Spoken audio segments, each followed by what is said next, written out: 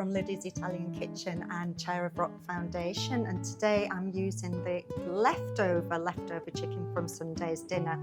So I'm going to make a really gorgeous, easy pasta dish. Everybody loves this, children, adults, it's a winner. What I did yesterday, being Sunday, was I made a Sunday roast for the family, and would have the chicken for dinner, and then the other chicken, I'd take the chicken off the bones and the carcass. Right, Florence, first of all, we're going to chop the mushrooms. So I'm going to teach you at home how to teach your kids how to chop a mushroom safely. So you get your claw, got a claw hand, and you grab the mushroom like a claw away from the edge. And so you've got it nice and gripped tightly, and then push down. Move your claw back and push down with the knife. And then turn it over, claw again, or bridge, but we're going to claw and then chop. All right, your turn.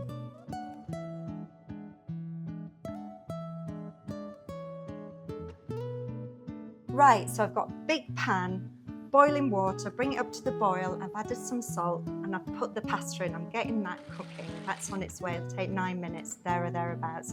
And I'm using frozen onions because they're quick and convenient, no crying involved. And I've added that to some olive oil, and that's cooking away. And I've grated 2 cloves of garlic. So I like to grate garlic because it's easy. You don't have to chop.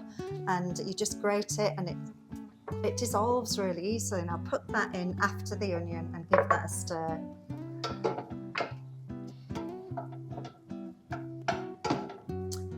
Once that's sizzling away, about 3 or 4 minutes, I'm going to add the mushrooms. So don't forget to give the pasta a little stir because you don't want it to stick together. And do you know what? I'm going to move this pan onto a higher heat because it's just not heating those enough. So mushrooms are cooking nicely. I'm just going to put a little sprinkle of salt in, a good grind of pepper, and then I'm going to add the passata. Now passata is pressed cooked tomatoes, so they've already been cooked. They don't take a lot of cooking, so they can go in. So you just need to bring that up to a nice little bubble. Once that's bubbling away, you're adding your already cooked chicken that I've chopped up earlier. And so this was from Sunday's meal, still left over from that chicken dinner. So don't have to cook it from scratch. We're just basically heating it up, and that's your protein. Your protein's going in with the pasta, so it's carbohydrate and protein, keep you fuller for longer. Right, so I've got a cup, and what I'm going to do is teach you a little nifty technique that we use in Italian restaurants, or Italians do, is we get some of the cooking water and just set that aside. And that cooking water is salty and starchy, and we're going to add it to the dish with the pasta and the sauce together and stir it, and it releases all the starches and it makes the sauce stick to the pasta better. It's a bit more like you would get it in an authentic restaurant. So I'm going to add some creme fraiche to this. About 150 millilitres for 4 people will do it, and that gives it a lovely rosé look. So it's not creamy, it's not tomatoey, it's somewhere in the middle.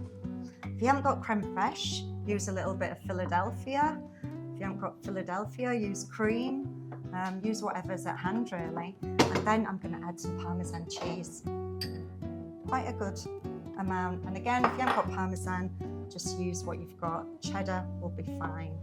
So that's a lovely rosé consistency. I've drained the pasta, haven't I? So we've got the pasta drained in one pot, and we've got the sauce here. So what we need to do is put them together. So what I'll do is I'll add about 4 ladles, 4 people, 4 ladles into there, and I will give it a stir, but I will also add some cooking water. And again, the cooking water just gives it that nice glazy, sort of silky coating really. And when you're moving it together, it releases more starches. It's on the heat. Heat is on. Heat should be on.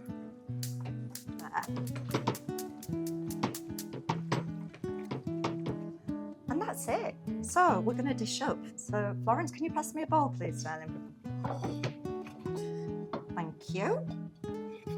So this will serve about 4 people. I think 1.5 ladles. Again, the carbohydrate, the pasta, the protein protein from the chicken, the cheese. It's going to keep you fuller for longer. A little bit of Parmesan cheese or cheddar on top.